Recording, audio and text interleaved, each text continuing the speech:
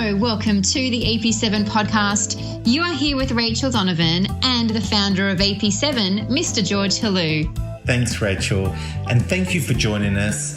We love talking about how to get the heart into everything we do to get a lot out of life. Whether it be relationships, business, careers, you name it. So, let's get started.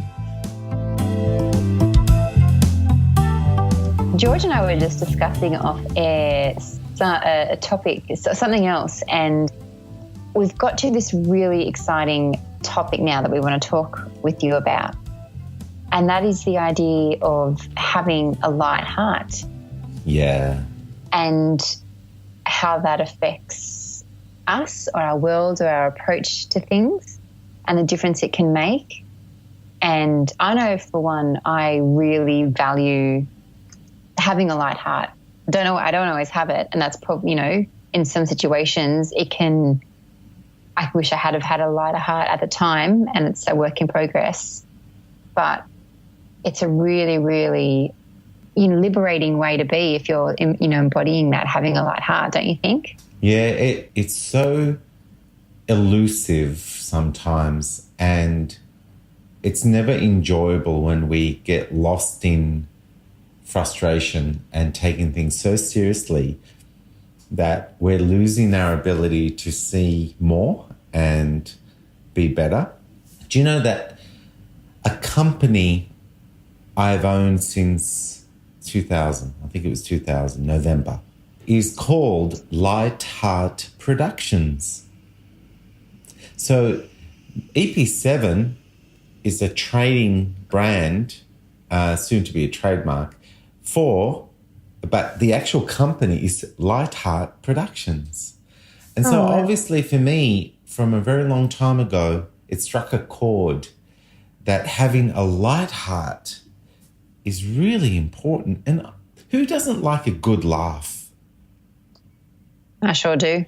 Me too. I'm a sucker for good comedy and stirring and sledging, and I really enjoy that. I think we should sledge each other more, Rachel. Seriously. That part of our connection on here is underdone.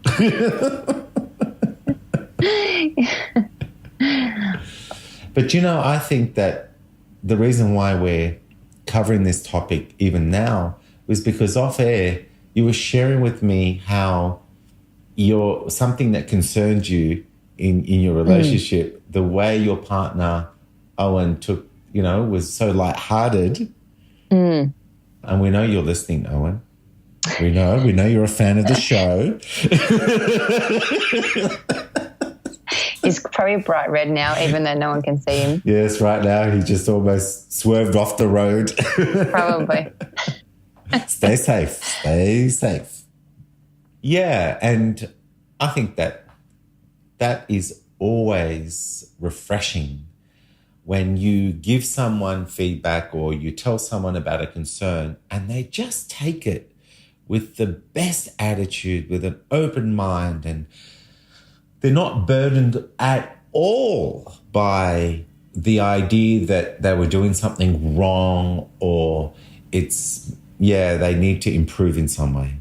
Do you think it's a sign of security or insecurity within yourself in terms of if I'm thinking about times when I don't have a light heart, and it's like, well, it's because it's times at work when I'm insecure about capability or something. So I'm like, instead of kind of, oops, I made a mistake, or that didn't work. What was I thinking? Putting this group of fabrics together. I get to means I'm not good enough. So it sort of is an indication of how secure or insecure you are. Yeah, totally. In that. I can't see any of us being lighthearted if our insecurity keeps scaring us and making us feel anxious because we become hypersensitive about what we're doing, how it's perceived, and what ramifications that's going to create.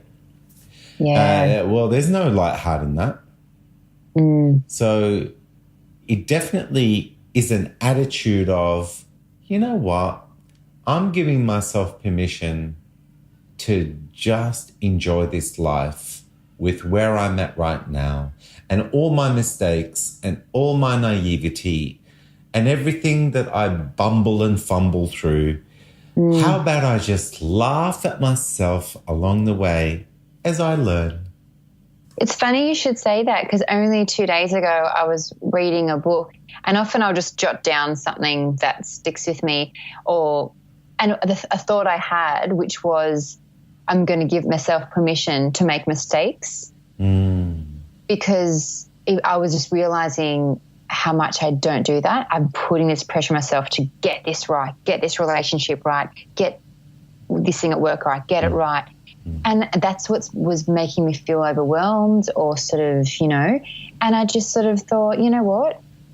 I'm giving myself permission to make mistakes. Oh my gosh. All of a sudden I just felt like at ease, or I just felt, sort of, because it is okay, but I just realized you don't do that very often at all. You know when you said that, it affected my heart. It just made me feel so amazing to witness someone in front of me go, I'm deciding to be comfortable in my own skin and just accept myself and allow myself a journey to not know and to know bits at a time. I want to be around people like that, because then it means even though I choose to have a light heart, I'm not having to allow for the constant tripping over of people around me who are trying to be that way but can't be that way. They're judging me, but I'm okay with that when I'm in a good mood. I'm not as okay as I should be when I'm not. And so what happens is it's almost like a culture. And when you're around people and we all start to get like-minded about, you know what, we're in this together. Let's chill the out, and then suddenly we're just making it easy. I mean, who doesn't want to be around people who give themselves permission not to be perfect and to just, who doesn't want that? But, I do think that as we move towards that light heart, and this is the reason why I really did want to do this topic with you, is that, where's the stuff that really matters, that needs us to be serious, and are we not caring anymore? Then are we being clowns? And when someone really does need us to pay attention and care and stay really focused, because, are we being reckless? And I want to explore that, because it would be unnecessarily a trick, a deception to move the heart out of the equation just because we think that we can't be great for people and we can't make good decisions and we can't care without feeling the burden, feeling the anxiety within ourselves. Sometimes I feel this pressure, Rachel, and I do doubt myself. This is all about light heart, this podcast. I'm getting all serious. And I think to myself, oh my gosh, I didn't think about someone for the last 4 hours that's had a very big thing happen to them, and I knew about it. And I went to reach out, but I realized I couldn't, because either I was in sessions or I was in transit or something. And then I forgot all about it. But then I remembered, and then I feel like, oh my gosh, am I that uncaring that it wasn't in the front of my mind? And then I kind of want to beat up on myself, for it. Does that happen to you sometimes? Do you catch yourself being a careless bitch and you regret it? Yeah. Only this year, I forgot one of my very good friend's birthdays. Oh, gosh. Oh, my God. I realised later. That is a big deal to you? Yeah, and it was because she invited me to do something with her in the morning, not saying it was her birthday, and I said that I couldn't make it because of whatever reason. And then it wasn't until later in the day I realised it was her birthday, and I'm like, oh, my God, I felt awful, like I didn't gone this, and I just, because I'm like, I was so busy. There was so much going on at work and life that and she always was going to remember my birthday. So I felt awful. Okay. Well, did you feel overly awful? Yeah. Okay. Well, that's probably the issue, isn't it? Mm. Because you're not really a careless person. Like, do you remember, how many people do you know? Hundreds? Hundreds. Okay. Yeah. Okay. How many of them have you committed yourself to knowing their birthdays? I should be one. So I out of people, maybe 30 people. Okay. Now, has anyone forgotten your birthday?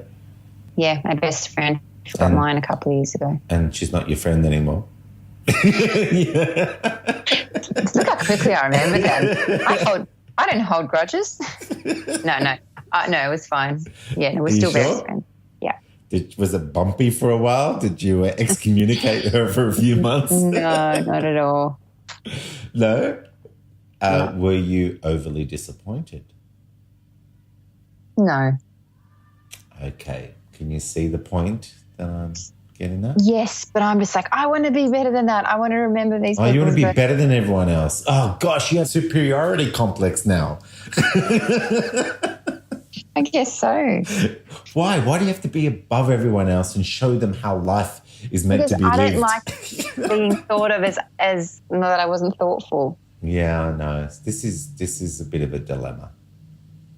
You see, how can we be thoughtful and lighthearted? Because being lighthearted means you don't take too seriously things that at the end of the day, they don't really matter to the point of having negative emotions.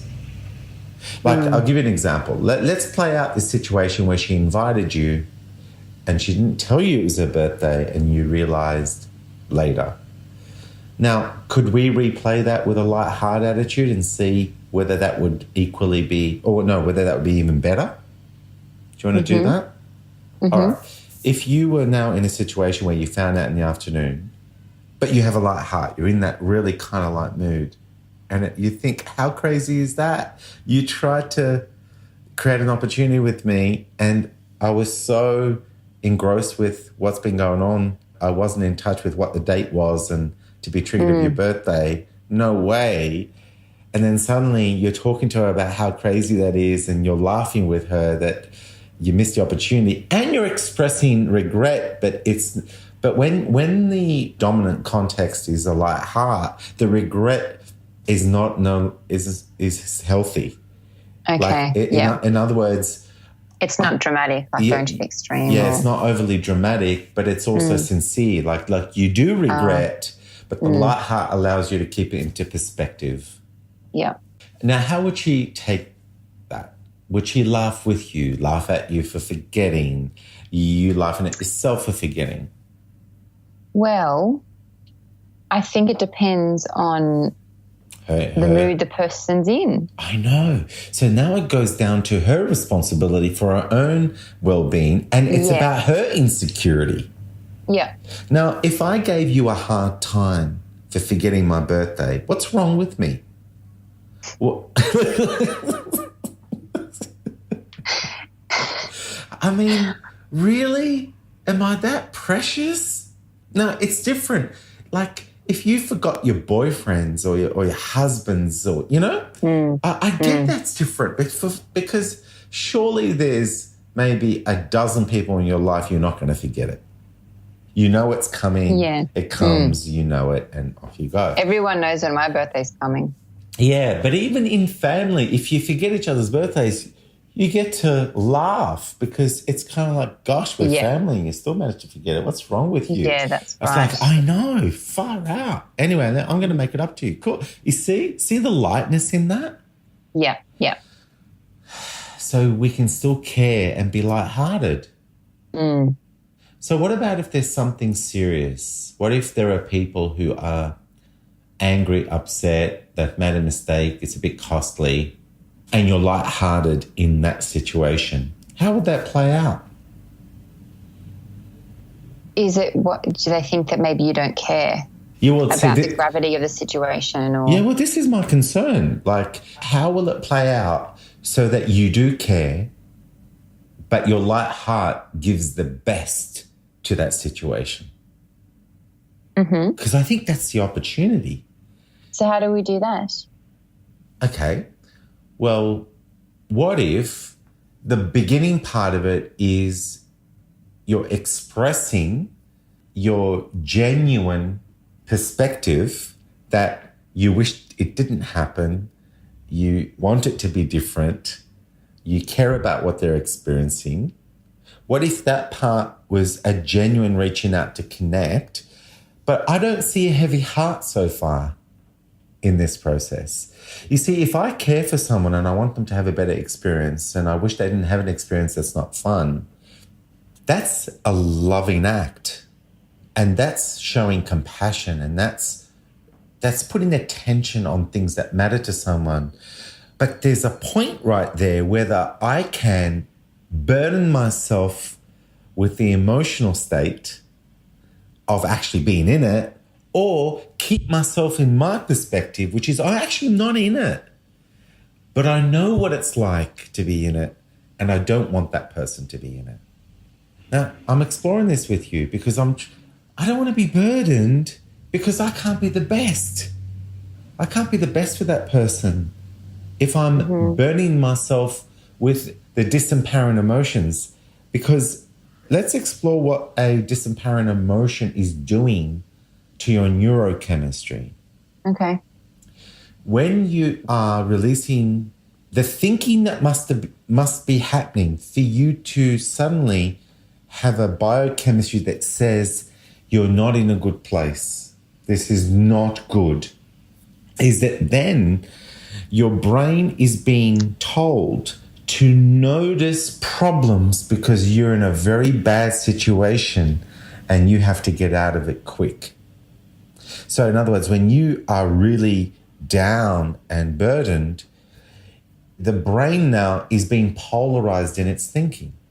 Now, polarized thinking is deteriorating the creative, expanded perspective. But you see where I'm going with this? Like, we're not helping each other.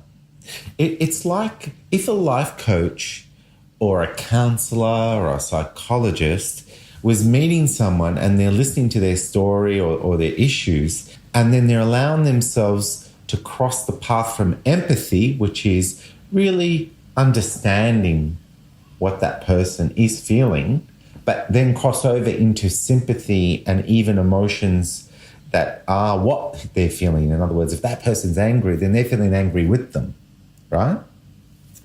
If they cross over into that, they're no longer being impartial and maintaining a bigger picture to be of value to you, to guide you to a different way of seeing things. Because now they're allowing themselves to be filtered like you, because emotions filter us. Emotions are making us only notice things that are apparently important. And those things are often about how do we defend ourselves? How do we attack? How do we protect? Which is normally overprotection. So with a light heart, we're actually keeping a very healthy perspective and saying, I now see what's going on, and I'm making a call that I want to be of value to help you move from the place that you're in to a better place. And it's just a journey now of ideas that can serve you better.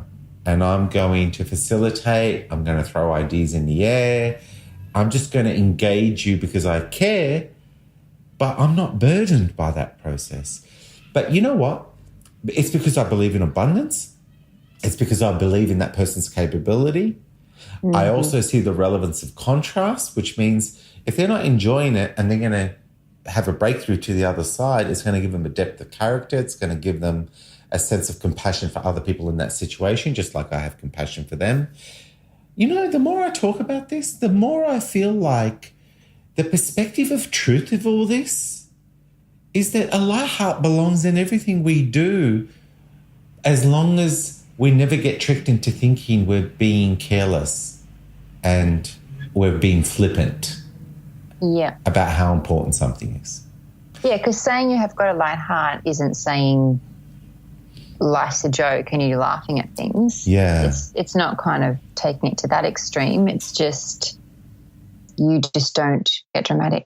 What's the opposite to a light heart is a heavy heart. And a heavy heart is feeling overwhelmed with disconnection. But a light heart feels like you belong. So when things are wrong, while you belong, you're empowered to restore a connection, facilitate a better way, because whatever's wrong is always only temporary when you're in touch with the abundance of ideas to solve any problem.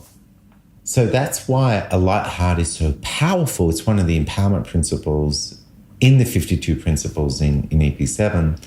And the more I talk about it, the more I get excited about, like, life is a game. And this is the other reason why I wanted to talk about this.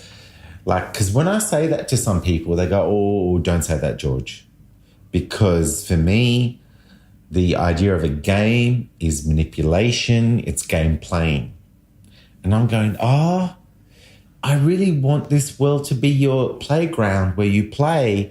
And if it's a game, let me recontextualize what the game is. And I think I've done this in past podcasts, and I think I should go there again, which is, if we all are in this together, but we're raised in our insecurity to be worried about, scarcity, not enough, people want to take from us, people want to hurt us. Yes, that element's always there. But when you believe that when those elements are there, it's because someone is believing something that's not true.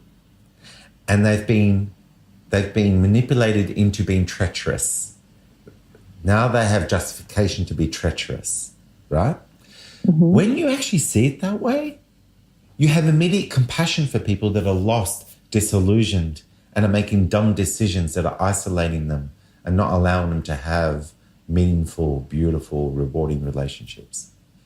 And suddenly you have a light heart to invite them to a better way.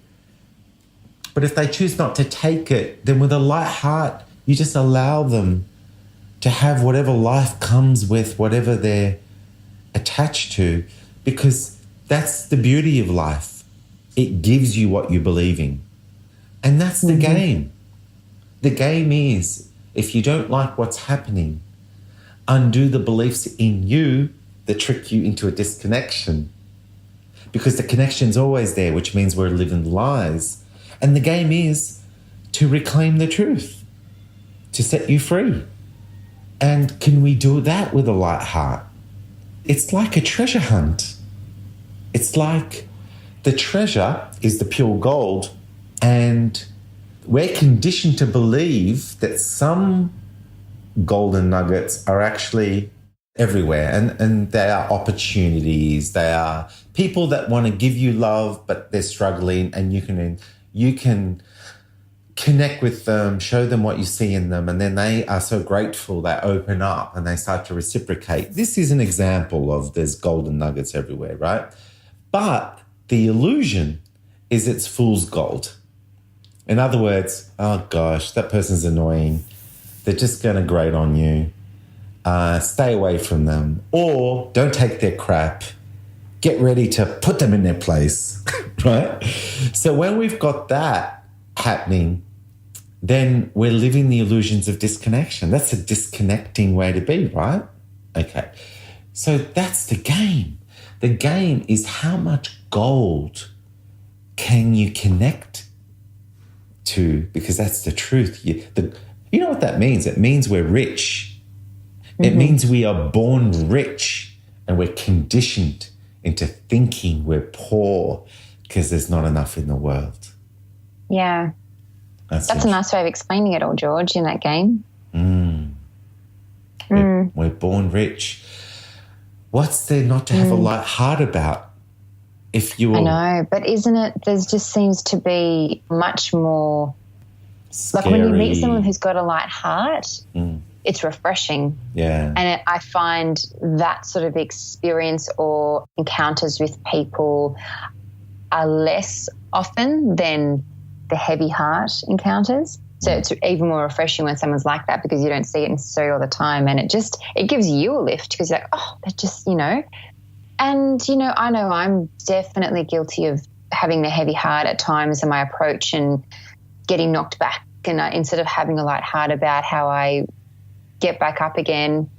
So now that I'm becoming more aware of it, like it's something, I guess, like the game where it's you catch yourself and then it's about, it's a treasure putting hunt. light heart attitude back on. Yeah. Yeah. It's just a treasure Absolutely. hunt. So do you beat yourself up for not finding all the treasure straight away? Or the journey itself is a thrill? Because every golden nugget you uncover is exciting. So then suddenly the pressure is off. There's nowhere you need to be but right here, right now, honouring the fact that there's some treasure you can see and infinite amounts you can't, which means your future now is mind-blowingly amazing, because you will never, ever be short of treasure to find. How cool is that? And on that note, I think that's a fantastic way to leave on that note. Yeah, and look, if there's any situation where, like, for example, say you're in a war zone, say there's a legitimate survival situation, well, what's good about us is we do know how to snap into survival mode to care about saving a life. Play that out. And then if you feel a bit heavy-hearted because someone got hurt or someone got killed, honour that, But what we'll find is that 99% of the time, the light heart has to be there for the healing and for the love to be there where it belongs, rather than it be robbed because we live in the past of an event we wish didn't happen. Yeah. So I thought I'd better give that. Thank you, George. I thought I'd better give that bit of because I'm sure that's context. crossed. Well, it crosses my mind. Crossing some people's minds. Yeah. Cool. Well, thank you, George. Enjoy. Let's continue lighthearted journey. Yeah. Take it easy. Bye for now. Thank you for joining us on another EP7 podcast. If you liked what you heard, remember to share and subscribe so you're notified of every podcast released. If you have any questions or would like to connect with us, please jump on the EP7 official Facebook page. We'd love to hear from you.